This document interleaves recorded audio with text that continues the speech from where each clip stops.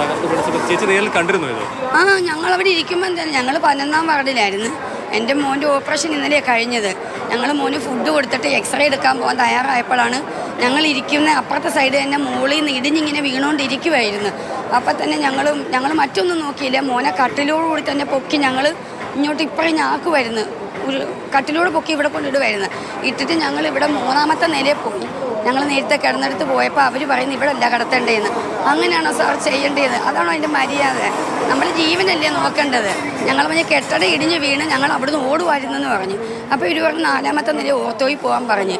അപ്പോഴത്തെ ആ സ്ഥിതിക്ക് എവിടെയെങ്കിലും ഒന്ന് സുരക്ഷിതമാക്കി തരേണ്ട ഇവരുടെ ഉത്തരവാദിത്തമല്ലേ?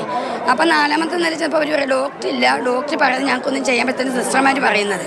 അപ്പം ഞാൻ കയറി ചൂടായപ്പം വേറെ പറഞ്ഞു മോളെ വിഷമിക്കേണ്ട, ഇനി കൊണ്ടുപോകാം, കുഞ്ഞിനെ ഇവിടെ കിടത്താമെന്ന് പറഞ്ഞ് കിടത്തി. പക്ഷേ സാധാരണക്കാരെ ഞങ്ങൾ മെഡിക്കൽ കോളേജ് ആശ്രയിക്കുന്നത് എന്തിനാണ് സാർ? നമുക്കിവിടെ ചികിത്സ കിട്ടാനാണ്.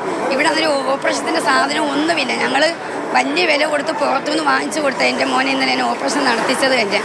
എൻ്റെ കുഞ്ഞിന് തന്തയില്ലാത്ത മോനെ, ആ മോനെ എൻ്റെ വീട്ടിൽ അന്വേഷിച്ചു കൊണ്ടുവരുന്നത്.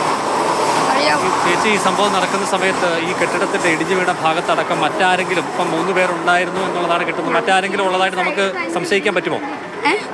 കൂടുതൽ ആളുകൾ ഈ ഭാഗത്ത് കെട്ടിടത്തിൻ്റെ ഭാഗത്ത് ഉണ്ടായിരുന്നതായ സംശയമുണ്ടോ? അല്ല, ഞങ്ങൾ നോക്കുമ്പോൾ ആ കെട്ടിടം ഞങ്ങളുടെ ഭാഗത്തോട്ട് ഇങ്ങനെ വീണുകൊണ്ടിരുന്നപ്പോഴാണ് ഞങ്ങൾ ഇറങ്ങി ഓടുന്നത്. എല്ലാവരും ഞങ്ങളുടെ മെഡിസിൻ അതെല്ലാം നഷ്ടപ്പെട്ടിട്ടുണ്ട്. കുറേ സാധനങ്ങളെല്ലാം ഞങ്ങളുടെ തുണികളെല്ലാം ഞങ്ങളുടെ നഷ്ടപ്പെട്ടു. ഞങ്ങൾക്ക് അതല്ലേ വലുത്. ഞങ്ങളുടെ മോൻ്റെ ജീവനും കൊണ്ട് ഞങ്ങൾ ഓടുമായിരുന്നു.